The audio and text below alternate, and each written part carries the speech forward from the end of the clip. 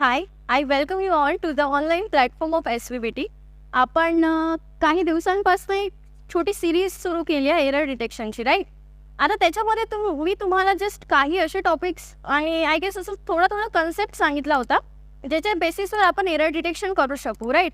आता आपण इथून पुढे काय करणार आहे की जेवढे पण टॉपिक वाईज ग्रामरचे जेवढे टॉपिक वाईज असतील ना, so what I will be doing की मी तुम्हाला प्रत्येक टॉपिकचा एक छोटा कन्सेप्ट शिकवत जाईल. जसं आज आपण फ्रेजेसपासून स्टार्ट करणार आहे. नेक्स्ट त्याच्यापासून आपण फ्रेजेस, मग subject verb, agreement, noun, pronoun, all part of speech we are going to cover in this series. Okay, so let's start. अच्छा, ओके, सो इथे दिलेलं आहे जसं आपण फ्रेजेसचा कन्सेप्ट शिकणार आहे आणि हा कन्सेप्ट आपल्याला मोठ्या एरर्समध्ये कसा हेल्प करेल ना हे आपल्याला लक्षात येईल. काय असतं ना, सेंटेन्स मोठं असतं आणि मोठं सेंटेन्स बघूनच आपल्याला थोडी भीती वाटते की आता त्या सेंटेन्समधला एरर कसा शोधायचा. मोस्ट ऑफ द टाईम या सेंटेन्समध्ये एरर कसा असतो ना, तर तो फ्रेज एलिमिनेट करून सब्जेक्टच्या वर्बसोबत ॲग्रीमेंट करून द्यायचा असतो आणि ते इझिली होऊन जातं. बट आपल्याला हा जो फ्रेजचा कन्सेप्ट आहे ना, हा जर माहिती पडला तर होऊ शकतं प्रोबॅबली आपल्याला जे मोठे क्वेश्चन्स आतापर्यंत वाटायचे की जे हार्ड आहेत अंडरस्टँड करायला, यांच्यामध्ये एरर कुठे आहे हे फाइंड आउट करायला, तर हे थोडं इझी होऊन जाईल. सो आता जसं इथे दिलेलं आहे, मी फ्रेजेसवर जाऊया आपण या टॉपिकवर. जसं फ्रेजेस असतात काय, सो इथे दिलेलं आहे group of words don't make sense. अच्छा, before moving ahead I would like to tell you की हा जो फ्रेजेसचा टॉपिक आहे ना, या फ्रेजेसचा हा जो टॉपिक आहे याच्यामध्ये आपल्याला एक वर्बचा टॉपिक असतो. या वर्बमध्ये आपल्याला असतात पार्टिसिपल्स.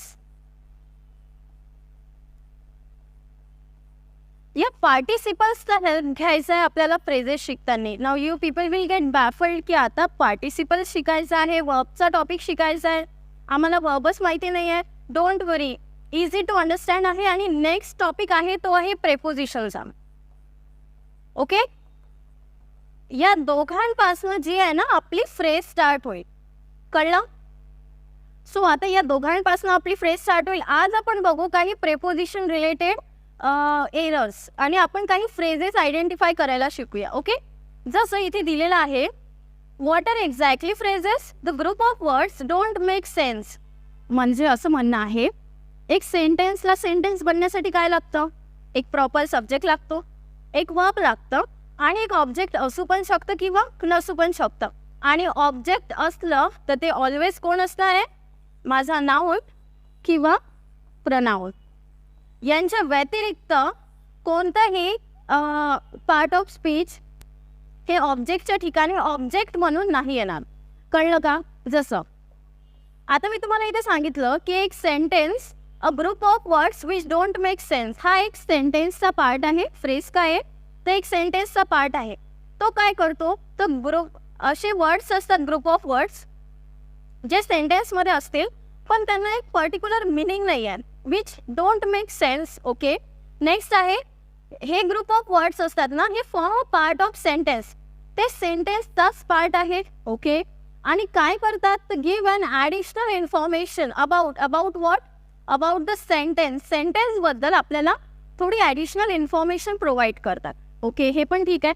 आणि आपल्याला हे सगळं माहिती पडलं की ओके मॅम, फ्रेजेस काय असतात? These are group of words which is actually the part of sentence which doesn't make sense and give an additional information about the sentence.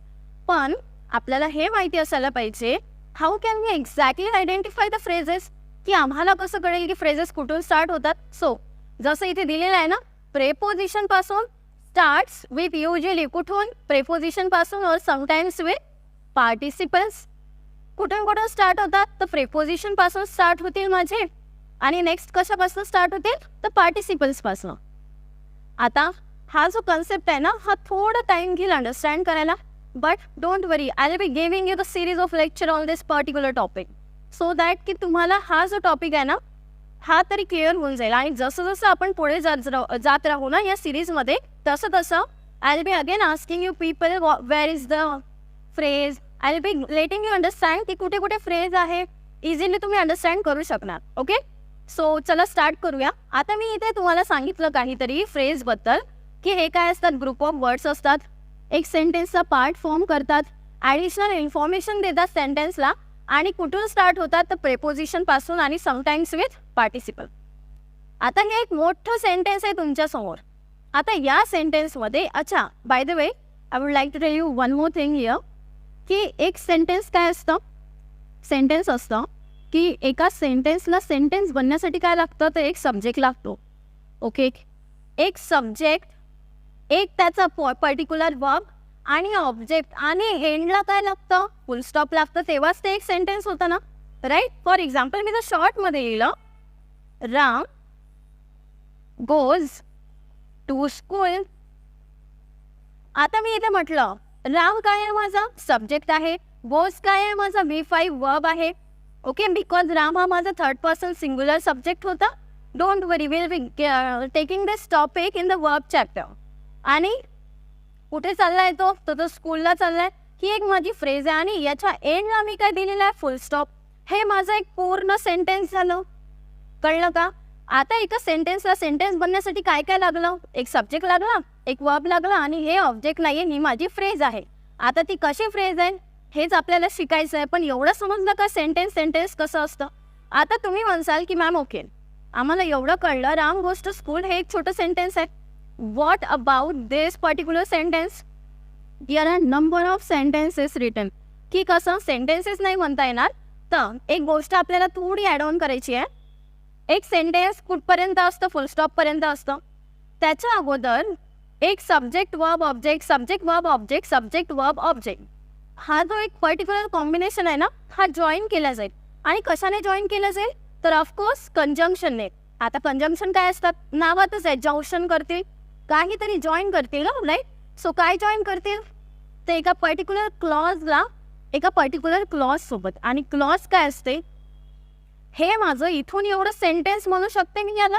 आताच सांगितलं, स्टार्टिंग होणार एका कॅपिटल लेटर पासून, एक पर्टिक्युलर सब्जेक्ट येईल, मधात किती पण वर्ड्स येऊ, इट डझंट मॅटर, आणि एंडला माझा फुल स्टॉप येईल. म्हणजे हे पूर्ण माझं सेंटेन्स आहे. एवढं क्लिअर आहे. आता या सेंटेन्समध्ये पण माझे छोटे छोटे सेंटेन्सेस आहेत, तर त्या छोट्या छोट्या सेंटेन्सला जॉईन तर करेल ना कोणीतरी. असं आहे का की ते एक सेंटेन्स झालं, दुसरं आपल्या मनाने आलं, तिसरं कुठूनही स्टार्ट होईल, असं कधी होतं का? नाही होत. मग तसंच एका सेंटेन्समध्ये जे छोटे छोटे सेंटेन्सेस असतात ना, त्यांना आपण क्लॉज म्हणतो. आणि ते कशाने जॉईन केलेले असतात, जसं इथे आहे अँड दिसला का, हा माझा कंजंक्शन आहे. ओके, कसं काय कंजंक्शन आहे आता बघूया आपण. जसं इथे होतं रोहित, रोहित माझा सब्जेक्ट आहे. Deposited, it could be the second form of verb.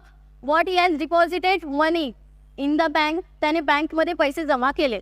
एक सब्जेक्ट होता, एक वर्ब होता, बाकीचं मी, आणि हा माझा ऑब्जेक्ट झाला. मी सांगितलं होतं ऑब्जेक्टच्या ठिकाणी फक्त नाऊन येईल. आता तुम्ही म्हणसाल इन द बँक काय आहे, हे शिकायचं आहे आपल्याला. ओके, आता हे एक सेंटेन्स, पर्टिक्युलर सेंटेन्स पुन्हा दुसऱ्या सेंटेन्सला जॉईन झालेला आहे. मग दुसऱ्या सेंटेन्सचा पुन्हा मला दिसलं द क्लर्क. आर्टिकल कोणासाठी येतात तर नाऊनसाठी येतात.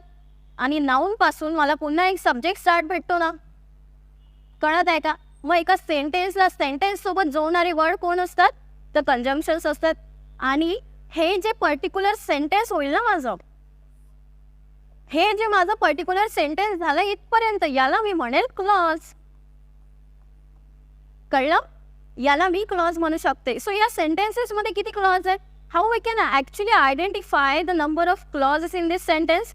Just by knowing one thing, which is that हे जे आपले कंजंक्शन्स आहेत ना, त्यांना आपण अंडरलाईन करूया. जसं इथे अँड होता, the clerk immediately update is account with the amount, हा इथे सो दॅट होता. इथे माझे दोन कंजंक्शन आहेत, मग माझे क्लॉज किती आहे? इथपर्यंत हा clause 1. I be writing it as C2, clause 2, immediately update with the amount, and this is my clause 3. आणि हे माझं क्लॉज हे डिफरंट क्लॉजेस बनवून, what exactly is the clause? की छोटा पार्ट आहे, पण ते सेंटेन्स आहे का? नाही. सेंटेन्स होण्यासाठी एंडला फुल स्टॉप लागेल. या सेंटेन्समध्ये फुल स्टॉप होता का? नाही. ते कंजंक्शनने जॉईन होते, म्हणून ते एक माझे छोटे छोटे क्लॉजेस झाले. Hope you people got it? So okay, आता आपण आपल्या मेन टॉपिककडे वळूया.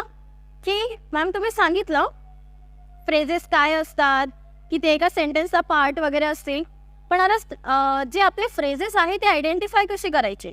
सो जसं इथे स्टार्टिंगला आज आपण फक्त प्रेपोजिशनवाला टॉपिकचं घेणार आहे. अँड आफ्टर दिस आणि जो नेक्स्टवाला असेल ना त्याच्यामध्ये आपण पार्टिसिपलपासून आयडेंटिफिकेशन शिकणार आहे. जसं इथे दिलेलं आहे की माझे जे प्रेपोजिशनपासून माझी फ्रेज स्टार्ट होऊ शकते. तर प्रेपोजिशन म्हणजे कोणते कोणते प्रेपोजिशन येत असतील. आता बघा, एखादा जो वर्ड आहे ना तो एखाद्या गोष्टीची प्रीपोजिशन दाखवत असेल, जसं in, out, on to, in to, inside, with, together with. So I have written some important prepositions for you. जसं इथे दिलेलं आहे, काही इम्पॉर्टंट फ्रेजेस ज्या असतात ना त्या या वर्ड्सपासून सुरू होतात. जसं विथपासून सुरू होईल, अलॉंग विथपासून होईल, ॲज वेल ॲज पासून होईल, but not, together with, of, to, on, आणि मोस्टली कोणासोबत सुरू होतील तर प्रेपोजिशन्स सोबत. आणि हे प्रेपोजिशन्स कोणते कोणते आहेत, आय नो दॅट की काही काहींना माहिती नसेल की हे असतात काय. आपण काय करणार आहे, आपण प्रत्येक टॉपिक हा डिटेलमध्ये शिकणार आहे. सध्या तर ही सिरीज सुरू आहे, so get yourself aware to that. So आता इथे आपण लिहिलं काही प्रेपोजिशनपासून. ठीक आहे, कोणते कोणते होते, with, along with, as well as, but not, together with, of, on, in, with, on to, on, if to, if. अजून कोणते असू शकतात आपले, अंडर, ओव्हर, एक्सेट्रा. हे जे काही माझ्या प्रेपोजिशन असतात ना इथून माझ्या फ्रेजेस स्टार्ट होतात. आता आपण पुन्हा त्या स्लाइडला बॅकला जाऊया. आता इथे आपण काहीतरी आयडेंटिफाय करण्याचं ट्राय करू. आणि आपण हे शिकत का बरं आहे, तर आपण हे यासाठी शिकतो आहे कारण की आपल्याला सेंटेन्समधला एक एरर शोधायचा आहे. काय असतं ना, मोठे मोठे सेंटेन्सेस जे दिलेले असतात आपल्याला, कधी कधी त्याच्यामध्ये ना एक छोटासा एरर असतो आणि तो असतो वर्बचा.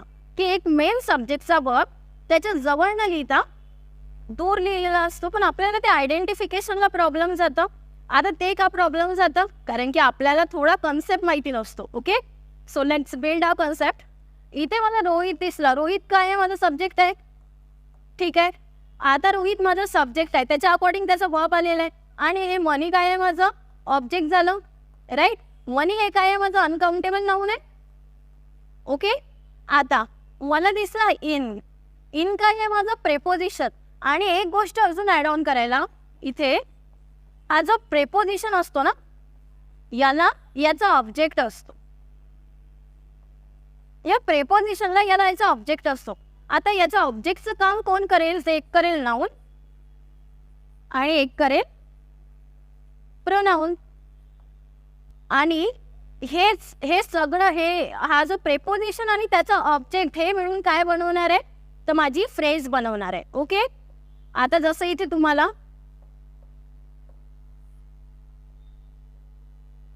इन दिसला, हा काय आहे माझा, इट्स अ प्रेपोजिशन. राईट, मग मी काय सांगितलं होतं, याचा ऑब्जेक्ट असतो. तो कोण असतो, नाऊन किंवा प्रनाऊन. Now you people can tell me की हा काय आहे, माझं प्रनाऊन आहे का. ऑफकोर्स नाही आहे, हा माझा नाऊन आहे. आणि नाऊन आयडेंटिफिकेशन कसं करायचं, तर एक इथे स्वतः सांगितलेलं आहे की इथे आर्टिकल दिलेला आहे. आणि आर्टिकल येतात कोणासाठी, तर नाऊनसाठी येतात. म्हणजे हे क्लिअरली अंडरस्टँड करू शकतो आपण की ही इथून इतकी माझी काय आहे, एक फ्रेज आहे. आता तुम्ही मला एक गोष्ट सांगा, मी तुम्हाला एक फ्रेज शोधून दाखवली. ओके, इन द बँक ही माझी फ्रेज आहे.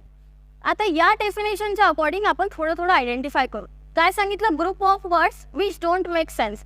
आता हा जी फ्रेज असते ना ती सेंटेन्सचा पार्ट आहे, फॉर्म अ पार्ट ऑफ सेंटेन्सचा पार्ट आहे. पण काय काय काय आहे ते सेन्स नाही देत सेंटेन्सला. सॉरी, जर त्यांना मी हे पर्टिक्युलर बाहेर काढून वाचलं ना, इन द बँक. आता तुम्ही याला फक्त एवढं वाचून बघा, in the bank, in the bank, in the bank. काही मिनिंग आहे का या वर्ड्सला, काही मिनिंग आहे का. फक्त जेव्हा मी या सेंटेन्सच्या बाहेर फक्त हा फ्रेजचा पार्ट काढला तर याला काही मिनिंग होतं का, नव्हतं. पण थर्ड पॉईंटमध्ये काय म्हणतो, हा give an additional information about sentence. But तो जर सेंटेन्समध्ये कुठेतरी व्यवस्थित ठेवला ना तर तो काय करतो, सेंटेन्सला ॲडिशनल इन्फॉर्मेशन द्यायला स्टार्ट करतो. आता तुम्ही मला सांगा, जर मी हा एवढा पार्ट इरेज केला तरी पण या सेंटेन्सला मिनिंग आहे. जसं रोहित डिपॉझिटेड मनी, रोहितने काय केले, मनी डिपॉझिट केला, आहे की नाही.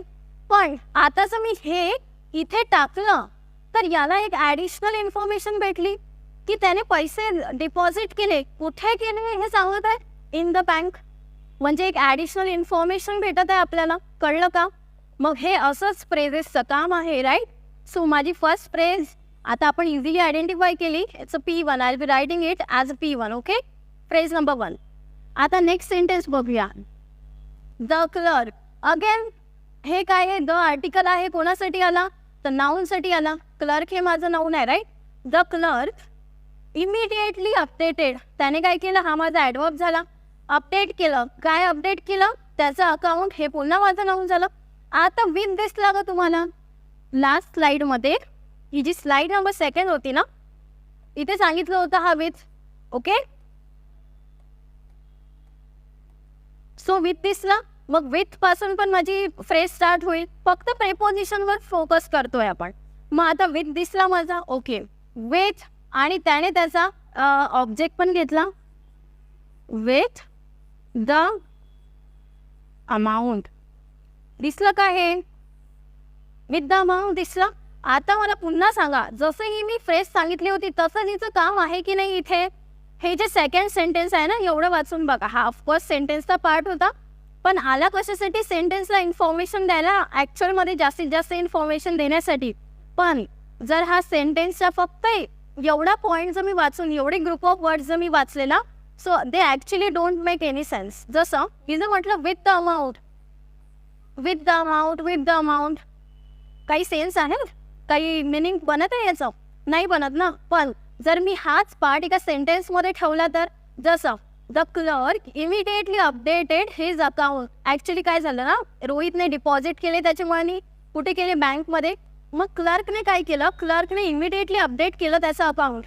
आता मला सांगा, विथ द अमाऊंट म्हटलं नाही तरी सेंटेन्सला मिनिंग आहे ना. मी जर असं म्हटलं क्लर्कने त्याचं जे अकाउंट होतं ना, अकाउंट म्हणजे आता कोणतं इन्स्टावाला थोडी ना असणार आहे, त्याचं बँकचं अकाउंट आहे, त्याच्या बँकमध्ये त्याने पैसे डिपॉझिट केले, तर बँकचीच गोष्ट सुरू आहे, राईट. मग मी जेव्हा म्हटलं की त्याने त्याचे पैसे बँकमध्ये डिपॉझिट केले, ओके, इन द बँक, पुन्हा माझी ॲडिशनल इन्फॉर्मेशन देत होता कारण की हा फ्रेज होता. नेक्स्ट पुन्हा जर मी या पार्टला जर काढूनही टाकलं ना तरी मिनिंग आहे the clerk immediately update his account, की क्लर्कने काय केलं? लगेच त्याचं अकाउंट अपडेट केलं. आता अपडेट केलं म्हणजे ऑफकोर्स त्याने पैसे डिपॉझिट केले होते आणि तोच अमाऊंट ॲडिशनल झाला त्याच्या अकाउंटमध्ये, म्हणजे तेच अपडेट केलं. विथ द अमाऊंट मला ॲडिशनल इन्फॉर्मेशन देत आहे की त्याच्या अमाऊंटसोबत अपडेट केलं. समजत आहे का? सो हे काय आहे? माझे ॲडिशनल वर्ड्स आहेत, राईट. म्हणजे ही माझी फ्रेज नंबर 2 झाली. सो ही होती माझी phrase number 1. This was my phrase number 2, right. Okay, आणि आता इथून माझं हे सो दॅट पुन्हा कंजंक्शन होतं, तर इथून थर्ड सेंटेन्स सुरू झालं. सो दॅट त्याने अपडेट केलं त्याचं अकाउंट. का बरं? की so that he could send money home to his parents, so that तो त्याचे जे पैसे होते ना तो त्याच्या पॅरेंट्सला देऊ शकला पाहिजे. आता बघा, ही कुड सेंड मनी होम, घरी पाठवला पाहिजे. पुन्हा टू दिसला का? हा टू माझा काय आहे? पुन्हा प्रेपोजिशन आहे, आणि प्रेपोजिशनला काय असतो? त्याचा ऑब्जेक्ट असतो. आणि हा पॅरेंट्स काय आहे माझं? हे नाऊन आहे. आणि या नाऊनला आयडेंटिफाय कसं करू शकते मी? तर ॲडजेक्टिव्हमध्ये ना एक कन्सेप्ट असतो. हा जो हिज वर्ड आहे ना, हा माझा पॉझेसिव्ह ॲडजेक्टिव्ह आहे, म्हणजे हा पोझेशन सांगतो. जसं मी तुम्हाला एक नॉर्मली म्हटलं, हा पेन आहे, दिस इज माय पेन. काय म्हटलं मी? दिस इज माय पेन. मी पोझेशन सांगितलं की हा माझा पेन आहे. पेन तर माझं नाऊन आहे ना. आता असं कोणी आहे का ज्याला हेच माहिती नाही की पेन नाऊन आहे की ॲडजेक्टिव्ह आहे? पेन तर नाऊन आहे, एखाद्या पर्टिक्युलर वस्तूला दिलेलं नाव आहे, एवढं क्लिअर आहे. मग पण कोणाचा आहे? तर माझा आहे. म्हणजे हा पॉझेसिव्ह ॲडजेक्टिव्ह मला सांगतो की हा कोणाचा पेन आहे? तर माझा आहे. आणि याच्यानंतर ऑफकोर्स काय येतात? तर माझे नाऊन येतात. आतापर्यंत 2 गोष्टी शिकलो आपण, की आर्टिकल नंतर नाऊन येतात आणि पॉझेसिव्ह ॲडजेक्टिव्ह नंतर नाऊन येतात. तर कोणते कोणते असतात सध्याचे आपण शिकलो? माय शिकलो, हेच शिकलो. कळलं का? सो हा होता आपला एक पर्टिक्युलर टॉपिक ज्याच्यामध्ये आपल्याला फ्रेजेस आयडेंटिफिकेशन करायचं होतं. ओके, सो पुन्हा सांगते, Rohit deposited the money in the bank, काय माझी फ्रेज झाली. पुन्हा the clerk immediately updated his account with the amount, माझी फ्रेज नंबर 2 झाली. आणि हा जो टू हिज पॅरेंट ही माझी फ्रेज नंबर 3 झाली. आता हे आपण का शिकत आहे तर हळूहळू तुम्हाला माहिती होईल. जेव्हा आपण प्रिव्हियसली आज क्वेश्चन्स घेऊ ना तेव्हा तुम्हाला याचं इम्प्लिमेंटेशन समजेल की अच्छा हे असं इम्प्लिमेंट करावं लागतं म्हणून. ओके, चला लेट्स मूव्ह फर्दर. आता आपण काही एक्झाम्पल्स बघूया. Okay, these are some examples where we have to find out the phrases. Okay, the phrase I mean. जसं phrases starting with participles. अच्छा, इथे पार्टिसिपल वाले आहेत काही. पार्टिसिपल वाले न सांगता मी जस्ट तुम्हाला ज्याच्यामध्ये प्रेपोजिशन आहे ना ते वाले सांग. जसं फर्स्ट याच्यामध्ये द वुमन हा माझा सब्जेक्ट झाला. कॅरिंग द बेबी याच्यामध्ये एरर सेंटेन्स सोडून देऊ आपण. याच्यामध्ये फ्रेजेस आयडेंटिफाय करणं शिक. मी तुम्हाला सांगत आहे एक एक. जसं ॲट काय आहे, ॲट माझा प्रेपोजिशन आहे. तुम्हाला तुमचा जे प्रेपोजिशन वगैरे जे मी एक्स्ट्रा सांगत आहे ना you people have to jot it down. Okay, preposition आहे म्हणजे एवढं कळलं की प्रेपोजिशनला त्याचा ऑब्जेक्ट दिसला, पुन्हा होम दिसला. ओके, होमही दिसला आणि कोणता आहे माय होम पुन्हा दिसलं का. हे काय झालं, एक पूर्ण माझं फ्रेज झाली. कळलं. आणि मी आता सांगितलं होतं माय काय आहे माझं पॉझिटिव्ह ॲडजेक्टिव्ह आहे तर होम काय झालं मग माझं नाऊन झालं ना. घर आहे, कोणाचं घर आहे तर माझं घर आहे.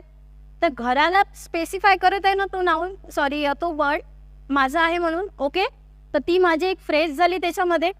चला आता तसंच आपण सेकंड सेंटेन्समध्ये ट्राय करू.